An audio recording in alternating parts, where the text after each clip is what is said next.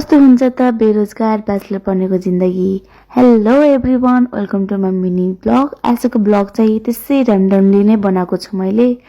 अनि हाम्रो बस 1 घण्टाको लामो सफरपछि फाइनली कलेज पुग्छ र त्यहाँ गएर हामी चाहिँ साथीहरू ह्यान्डसेक गऱ्यौँ अनि हाम्रो क्लास स्टार्ट भइसक्न लागिसकेको थियो।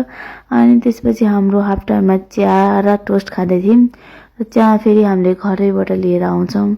अनि त्यहाँ बाहिरको भ्यू हेर्दै एकछिन बाहिर बस्यौँ र क्लास सुरु हुन्छ कि भनेको त आज क्लास नहुने अरे। त्यसको सट्टा आज हाम्रो आइडी कार्डको फोटोसुट हुँदै थियो।